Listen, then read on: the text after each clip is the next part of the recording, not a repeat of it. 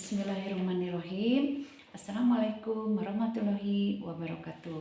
Saya Ainani Resmiati SPD, Guru Pembimbing Literasi SMP Negeri 1 Katapang. Kali ini akan mengikuti tantangan literasi Leksan Bedas Kabupaten Badung. Buku yang sudah saya baca berjudul Aisyah dan Adinda. Adapun review kali ini saya akan menggunakan teknik Fishbone. Buku tadi berjudul Aisyah dan Adinda. Pengarangnya Edi D. Iskandar, penerbitnya Irama Widya, tebal buku 202 halaman. Menceritakan apa atau pertanyaan bot apa buku tersebut? Menceritakan kakak beradik yang mampu menyelesaikan masalah besar keluarganya dengan penuh perjuangan dan pengorbanan lahir dan batin. Di mana cerita tersebut, cerita tersebut di kota Bandung seputar Dago, Fakultas Sastra, sekolah SMA, rumah dan pesantren. Kapan kejadiannya? Kejadiannya itu sekitar menjelang tahun 2000-an, siang, sore, malam, pagi hari. Siapa saja tokoh dalam cerita tersebut? Tokohnya ada Aisyah, ada Adinda, ada Ibu Nani, ada Pak Bram, ada Pak Soleh, ada Pak Riji, ada temannya Aisyah, Johan, Mila, Udin, Robi, ada juga temannya Adinda yaitu Asri, Dini, dan Novel. Mengapa kejadian tersebut? Karena memang orang tuanya memiliki masa lalu atau masalah di masa lalu yang masalah tersebut terbongkar oleh anaknya sendiri. Bagaimana ceritanya? Aisyah dan Adinda meskipun hidup di keluarga yang bercukupan bahkan lebih, tapi mereka anak-anak yang baik, tapi memiliki perbedaan sifat antara keduanya. Aisyah merupakan anak pertama yang sekolah di Fakultas Sastra dan memiliki paras wajah yang sangat cantik, sehingga banyak laki-laki yang menyenangi Aisyah, termasuk dosennya, bahkan pegawai papanya, kepercayaan papanya pun menyukai Aisyah dengan kecantikannya dan ingin menjadikan Aisyah sebagai pendamping hidupnya. Tetapi Aisyah justru tidak tertarik dengan semua laki-laki tersebut. Dia hanya tertarik dengan sosok yang bernama Al-Fariji. Al-Fariji adalah teman kuliahnya. Dia seorang pendiam tapi pintar, pandai menulis cerita, membuat buku, membuat puisi, dan banyak buku yang sudah diterbitkannya. Hasil penjualannya dijadikan uang untuk kuliah membantu bapaknya, karena memang bapaknya hanya sebagai seorang penjual buku.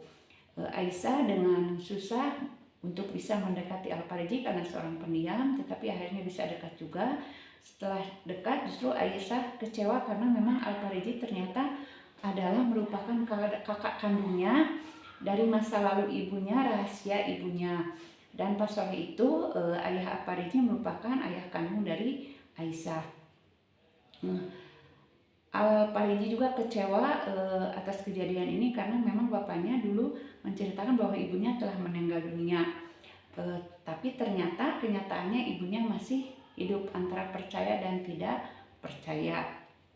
Ada rasa kecewa dan rasa yang tidak bisa diungkapkan oleh seorang Al-Fariji.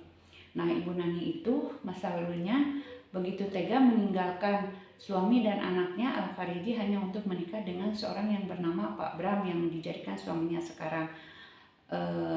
Padahal Pak Bram itu orang baik, orang kurang baik, bisa memainkan cewek, berselingkuh, dan perselingkuhannya diketahui oleh anaknya yang bernama Adinda. Tapi Adinda dengan doa, dengan perjuangannya, memperjuangkan papanya supaya lebih baik tidak berselingkuh kembali, karena memang Adinda itu anaknya agamis, senang mengaji. Ketika libur sekolah pun dia memilih untuk pesantren kilat untuk mendalami agama. Dia berjilbab, senang bergaul dengan teman-teman yang memang senang membaca Al-Quran, rajin sholat. Nah, papanya itu akhirnya bisa kembali lagi dengan keluarganya dan menjadi keluarga yang harmonis, bisa saling menyayangi semuanya. Keluarga Aisyah juga bisa beribadah dengan tenang, belajar beribadah, mengaji, pokoknya jadi harmonis aja keluarganya. Nah ketika itu kan Pak Soleh meninggalkan Al-Fariji karena inginnya Al-Fariji tinggal dengan ibunya, tapi Al-Fariji tidak menerima hal tersebut, sehingga Al-Fariji berusaha untuk mencari Pak Soleh. Suatu ketika sudah lama, dan di situ bulan Ramadan, setelah bulan Ramadan kita ada Idul Fitri ya.